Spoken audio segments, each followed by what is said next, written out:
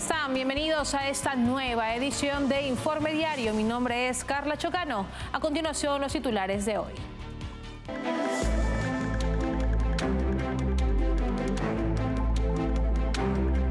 El Congreso de Estados Unidos avanza en una iniciativa legislativa que busca frenar la creciente presencia del grupo terrorista Hezbollah en América Latina.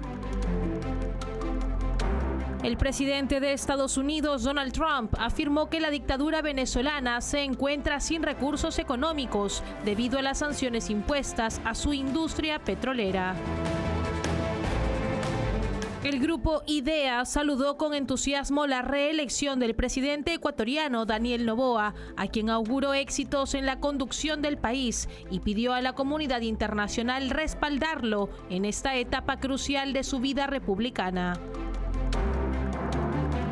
La empresa automotriz Honda planea trasladar gran parte de su producción desde México y Canadá a Estados Unidos para esquivar los aranceles de Trump y fabricar el 90% de sus vehículos localmente.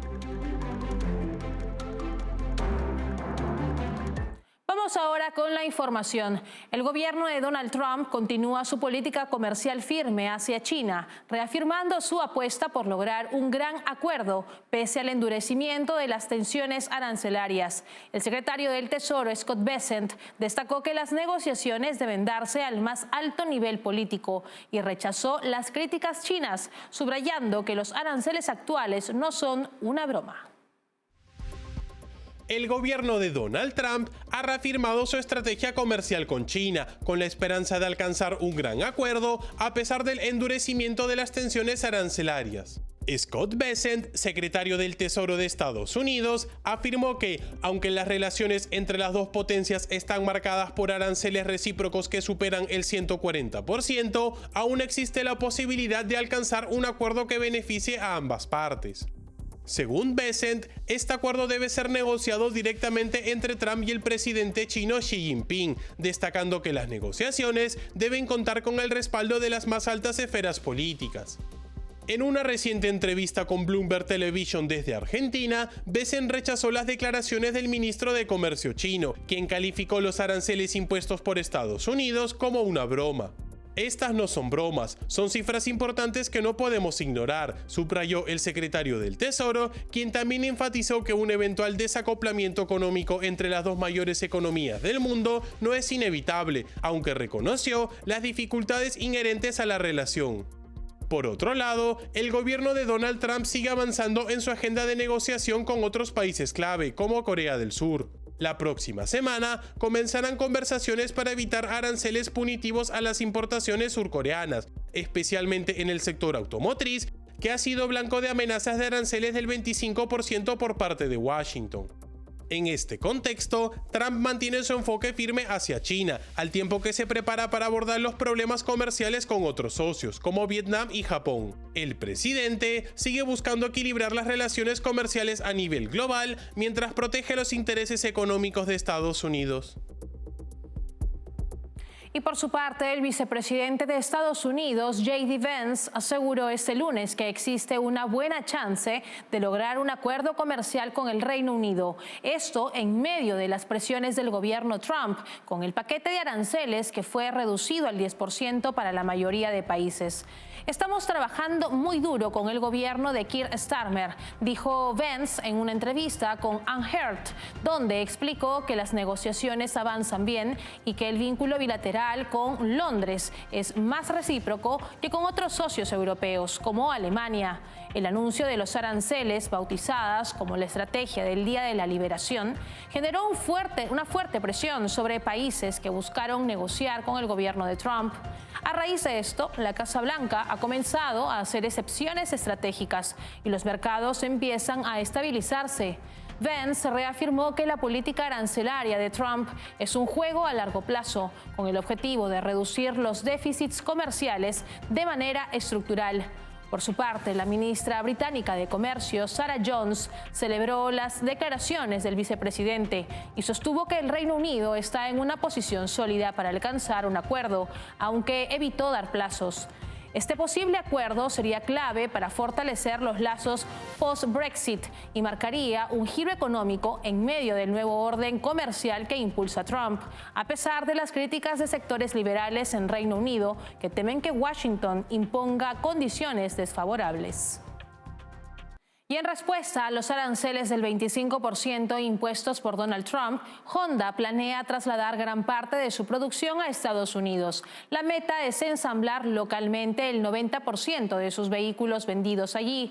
Esto incluye mover modelos clave desde Canadá y México, contratar más personal y ampliar operaciones, reafirmando el impacto de la política comercial estadounidense. En respuesta directa a los nuevos aranceles del 25% impuestos por el presidente Donald Trump a los automóviles importados, Honda planea relocalizar gran parte de su producción hacia Estados Unidos, según informó el diario japonés Nikkei. El objetivo de la empresa sería que el 90% de los vehículos que venden en territorio estadounidense se ensamblen localmente, frente al 60% actual. El plan contempla aumentar la producción en Estados Unidos hasta en un 30% en un plazo de 2 a 3 años, lo que implicaría trasladar la fabricación de modelos clave como el CR-V desde Canadá y el HR-V desde México hacia plantas estadounidenses. Reuters ya había adelantado semanas atrás que Honda fabricará su próximo modelo híbrido Civic en Indiana y no en México, para evitar los efectos de los aranceles. Estados Unidos representa el mercado más importante para Honda, concentrando casi el 40% de sus ventas globales. Solo en el primer trimestre del 2025, la compañía incrementó sus ventas en Estados Unidos en un 5%, con casi 352,000 unidades vendidas. De los 1.4 millones de vehículos comercializados en el 2024, alrededor del 40% fueron importados desde Canadá y México.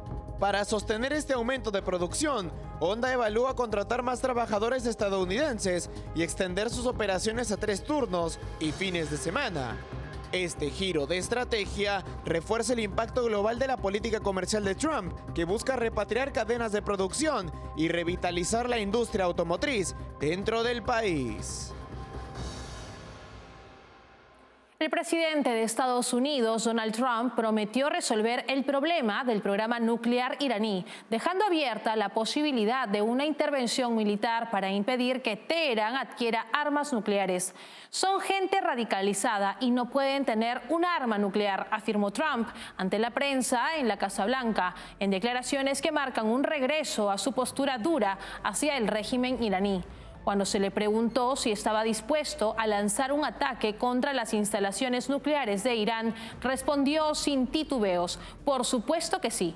Para Trump, la solución es simple: Irán debe abandonar cualquier aspiración nuclear. No pueden tener un arma nuclear, y si tenemos que hacer algo muy duro, lo haremos, advirtió. Estas declaraciones se producen en medio de contactos indirectos entre delegaciones de ambos países en Omán, que continuarán en Italia el próximo fin de semana. Mientras Teherán sigue desafiando a la comunidad internacional y se acerca peligrosamente a la capacidad de fabricar armas nucleares, Trump se posiciona nuevamente como una figura que no duda en ejercer presión real para impedirlo. Su postura refuerza el debate sobre la necesidad de firmeza frente a un régimen que es una amenaza global. Y el Congreso de Estados Unidos impulsa una ley para frenar la expansión de Hezbollah en América Latina. Aprobada en comité, esta iniciativa contempla sanciones y restricciones para gobiernos que cooperen con el grupo terrorista. La creciente influencia de estas agrupaciones refuerza la urgencia de la legislación para proteger la seguridad hemisférica. El Congreso de Estados Unidos avanza en una iniciativa legislativa que busca enfrentar una de las amenazas más subestimadas en la región, la creciente presencia del grupo terrorista Hezbollah en América Latina, financiada y coordinada por Irán. El proyecto, denominado No Hezbollah in Our Hemisphere Act, fue aprobado en comité el pasado 4 de abril y ahora se dirige al Senado. Impulsada por los senadores Jackie Rosen y John Curtis, la ley contempla sanciones, restricciones de visa y prohibiciones de viaje para funcionarios de gobiernos que colaboren o permitan operaciones del grupo terrorista chií en sus territorios. Además, exige al Departamento de Estado y a las agencias de inteligencia identificar países del hemisferio occidental que puedan ser considerados santuarios del terrorismo. Actualmente solo 5 países latinoamericanos, Argentina, Colombia, Guatemala, Honduras y Paraguay, han designado oficialmente a Hezbollah como organización terrorista. Por ello, esta ley busca incentivar a los demás a hacer lo mismo, bajo amenaza de consecuencias diplomáticas. El contexto es preocupante. La creciente cercanía entre Irán y gobiernos como el de Gustavo Petro en Colombia despertó alertas en Washington. Además, el caso de Tarek El Aissami en Venezuela, quien facilitó el ingreso de centenares de miembros de Hezbollah entre el 2008 y 2009, sigue teniendo efectos duraderos. El Aissami fue sancionado por el Departamento del Tesoro de Estados Unidos por narcotráfico y apoyo al terrorismo, y aún se le vincula con estructuras criminales activas. La amenaza no es hipotética. Hezbollah ha estado involucrado en intentos de asesinato y vigilancia de diplomáticos israelíes y estadounidenses en Bogotá y mantiene una red de apoyo logístico, financiero y operativo en varios países latinoamericanos. Con esta legislación, Estados Unidos reconoce que la seguridad hemisférica requiere enfrentar con firmeza el nexo entre el terrorismo islamista y los regímenes autoritarios latinoamericanos. Con esta información cumplimos con la primera pausa del programa. Regresamos con más en Informe Diario. Café Sombra de Pino. Un café diferente que crece a la sombra de pinos en Villarrica. Ya lo saben, Café Sombra de Pino. Un café premium al alcance de todos.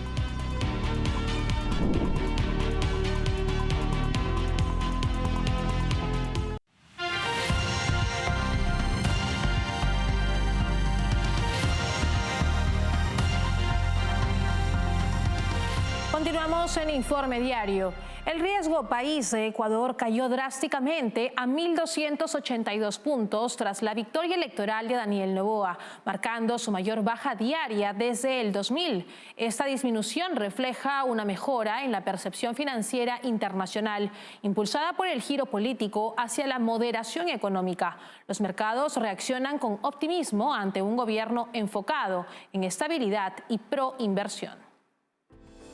El índice de riesgo país de Ecuador experimentó una fuerte caída este lunes, cerrando en 1.282 puntos, apenas un día después de la victoria del presidente Daniel Noboa en la segunda vuelta electoral.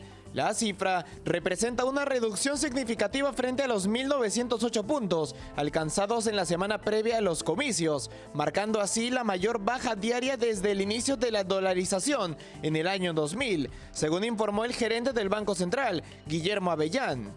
La caída del indicador refleja una mejora en la percepción de los inversionistas internacionales sobre la estabilidad financiera del país, atribuida directamente al resultado electoral. El resultado contribuyó a una percepción de menor riesgo entre los esfuerzos del gobierno nacional por ordenar las finanzas públicas y cumplir con sus obligaciones externas, señaló Avellán en un comunicado.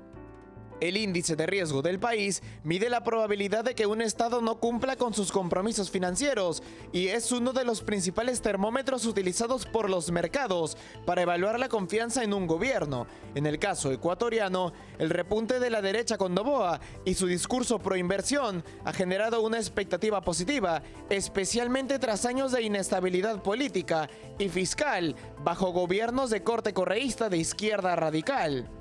Esta mejora en los indicadores no implica que los desafíos hayan desaparecido, pero muestra que el giro político hacia la moderación liberal y el orden económico genera confianza en los mercados. La caída del riesgo país no solo abarata el acceso al crédito internacional, sino que también envía una señal clara: cuando se derrota el populismo, el capital regresa.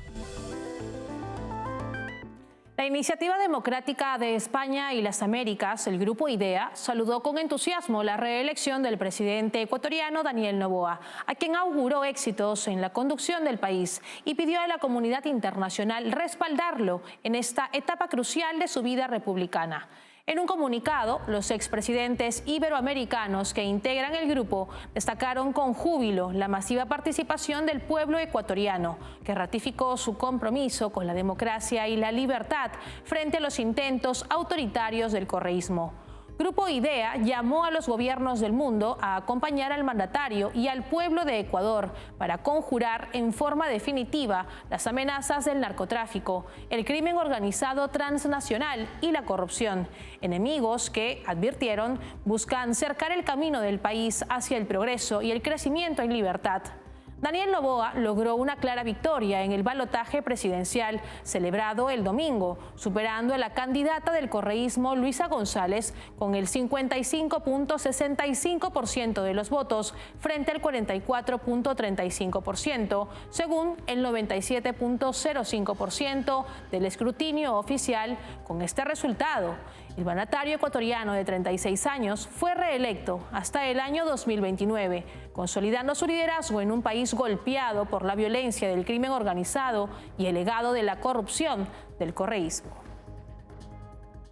El presidente de Estados Unidos, Donald Trump, declaró que las sanciones impuestas a Venezuela han dejado al régimen de Nicolás Maduro sin recursos, especialmente tras cerrarles el acceso al petróleo. Afirmó que no habrá flexibilización sin reformas políticas reales y acusó al chavismo de enviar delincuentes a Estados Unidos. También reiteró que cualquier negociación con Caracas debe pasar por un compromiso firme con la democracia y el respeto a los derechos humanos.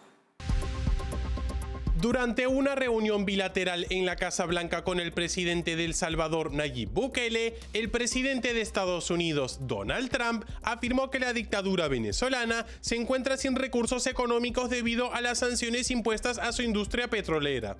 Venezuela está vacía, no tienen dinero porque les cerré el petróleo. Ellos saben lo que tienen que hacer, señaló el mandatario, dejando claro que no habrá flexibilización sin concesiones políticas por parte del régimen de Nicolás Maduro. Trump también denunció que el descenso de los índices delictivos en Venezuela responde no a una mejora en la seguridad, sino al traslado de delincuentes a territorio estadounidense, afirmando que están liberando a los presos y mandándolos a Norteamérica. Las declaraciones llegan en un contexto en el que el régimen chavista continúa aferrado al poder mediante elecciones fraudulentas, persecución a la oposición y respaldo incondicional de las Fuerzas Armadas. Líderes como María Corina Machado, inhabilitada arbitrariamente, y Edmundo González Urrutia, reconocido como presidente electo por amplios sectores democráticos, han sido blancos de represión sistemática. El Consejo Nacional Electoral, controlado por la dictadura chavista, ha negado transparencia incluso en la presentación de actas electorales, mientras reprime cualquier manifestación ciudadana. Las sanciones petroleras, según Trump, son una herramienta clave para debilitar al régimen ilegítimo de Maduro, y cualquier conversación con Caracas se dará bajo condiciones claras, un cambio político real. Ellos han hablado con nosotros, pero saben lo que les corresponde, sentenció Trump. Nos separamos por unos instantes, regresamos enseguida con lo último. Café Sombra de Pino. Un café diferente que crece a la sombra de pinos en Villarrica. Ya lo saben, Café Sombra de Pino. Un café premium al alcance de todos.